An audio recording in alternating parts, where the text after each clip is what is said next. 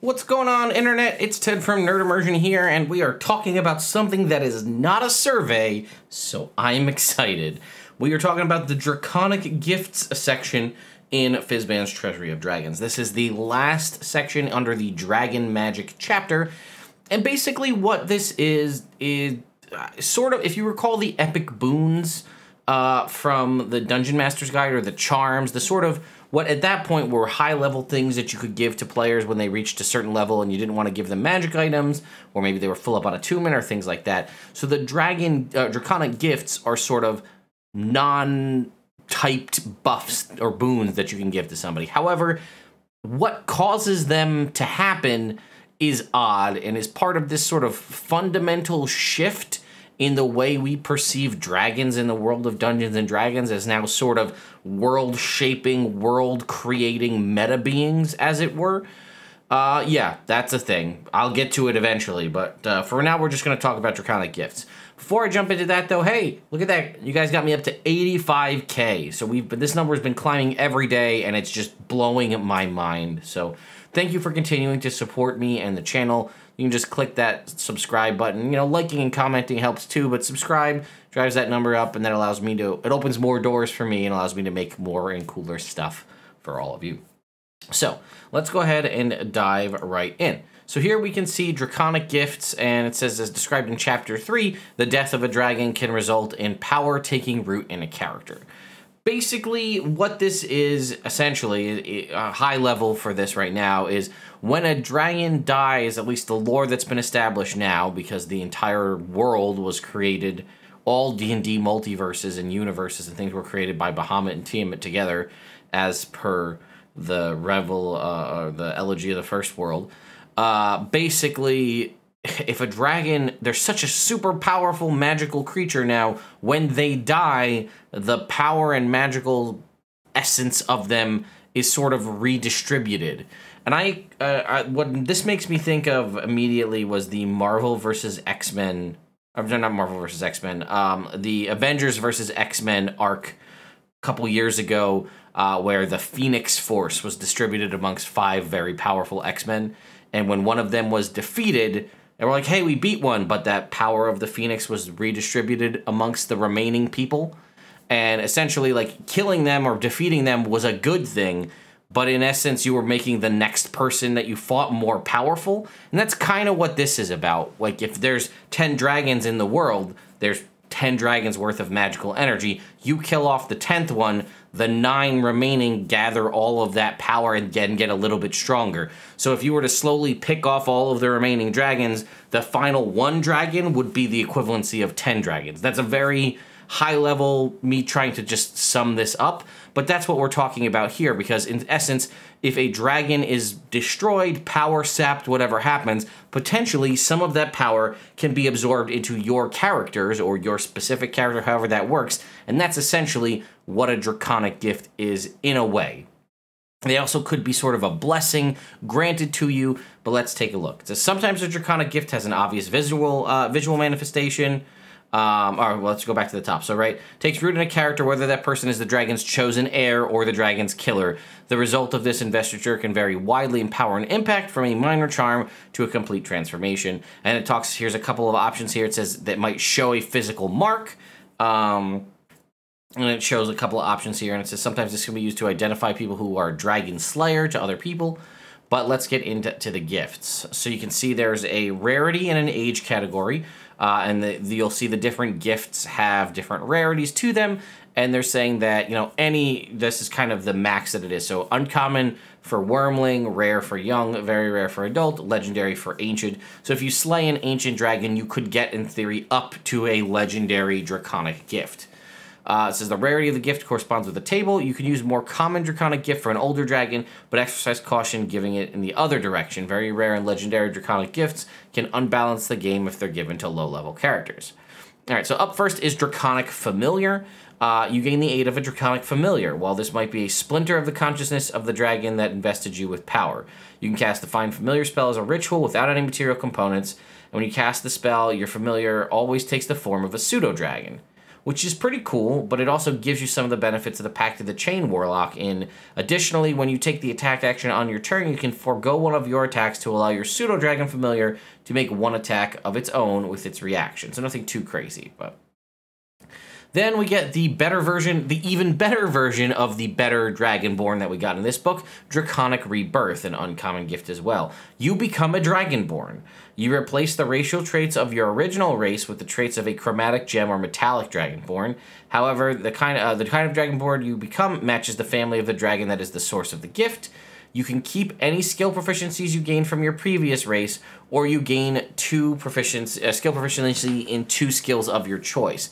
This is sort of similar to what we saw with the custom lineages, where you could kind of become a vampire via the Dampier and all that stuff. And if you did, you could keep any skills you had from your existing race, or you could gain 2 new skills. So essentially, if you underwent this Draconic Rebirth, Draconic Gift, and became a Dragonborn, you'd actually, and gained 2 skill proficiencies from it, assuming you were a class, or a race that didn't give you skill proficiencies previously.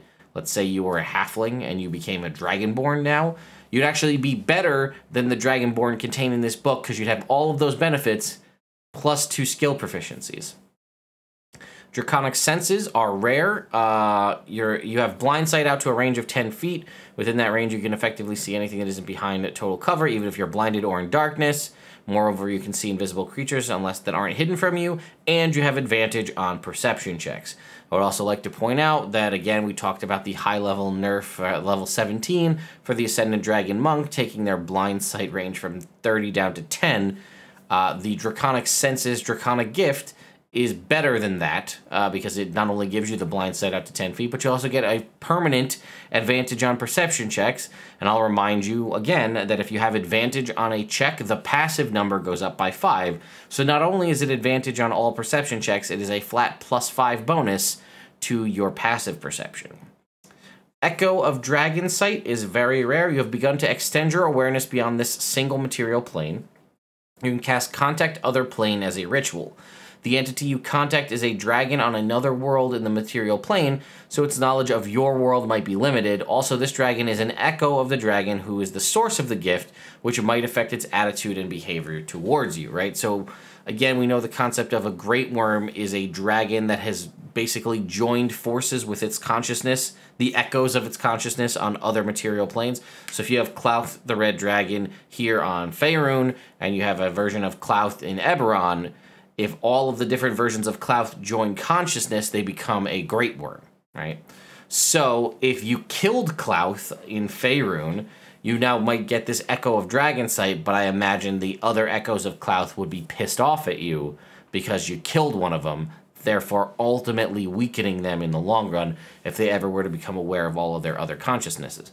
Now again, as I said, I described the Draconic Gift early on as being only if you kill a dragon, but like I said, it can be a gift bestowed upon you. So if that was the case, and a very benevolent Silver Dragon gifted you the Echo of Dragon Sight, the other versions of it might see you favorably. Frightful Presence. As a bonus action, you can manifest your Frightful Presence. Each creature of your choice within 120 feet that are made aware of you must make a Wisdom saving throw equal to 8, plus your proficiency bonus, plus your charisma modifier. A creature that fails becomes frightened for a minute. They can repeat the saving throw at the end of each of their turns. Once you use this ability, or you can use this ability proficiency bonus times prolonged rest. Once again, also better than the fear of the Ascendant Dragon Monk, although again this is very rare, so I give that a pass. Then we have Psionic Reach. You gain resistance to psychic damage, and you learn the Telekinesis spell. You can cast this spell without expending a spell slot. Once you do so, you can't do so again until you finish a long rest.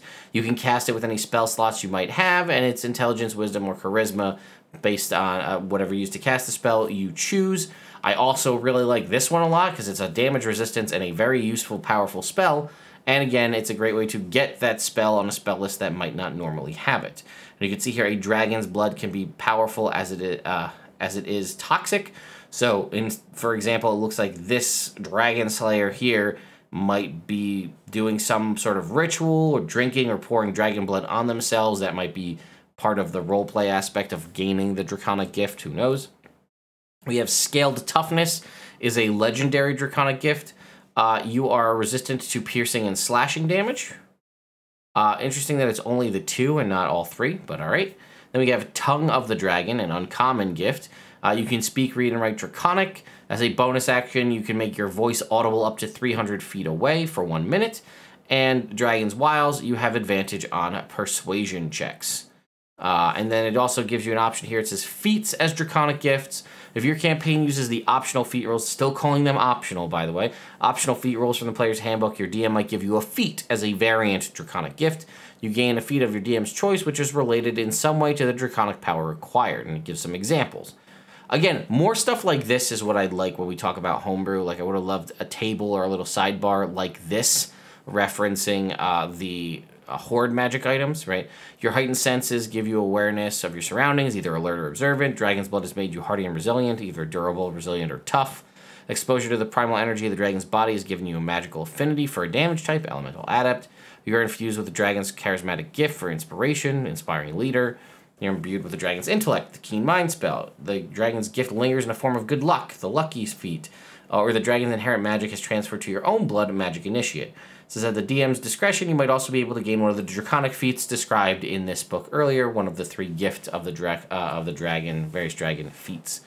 So that is the Draconic Gifts. I would have liked more, honestly. We only think I would just have the 1 legendary, and it was weird that it was just resistance to 2 types of damage. I don't know why, not bludgeoning, piercing, and slashing, just piercing and slashing.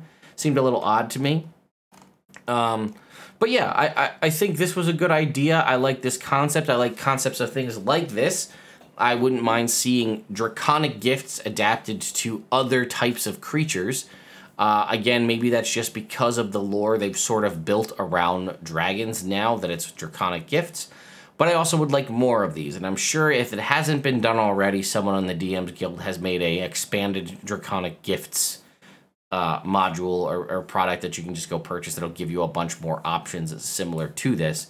But yeah, I like these. I think they're cool, but it also feels like, I'm not going to say it feels half-baked, but it just feels like it's a small thing that they didn't really get a chance to fully flesh out in the book, kind of tacked on. I don't know. Maybe I'm off base here.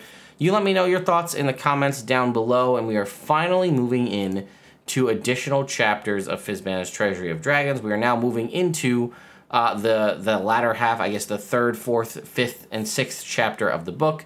We have next up is the chapter 3, Dragons in Play. We'll see that has a lot of tables about building dragons. Then we have Lairs and Hordes is chapter 4. The Draconomicon is chapter 5. And the one that I'm sure a lot of you are excited for is the Bestiary chapter 6. So thank you all so much for watching, and I'll see you next time.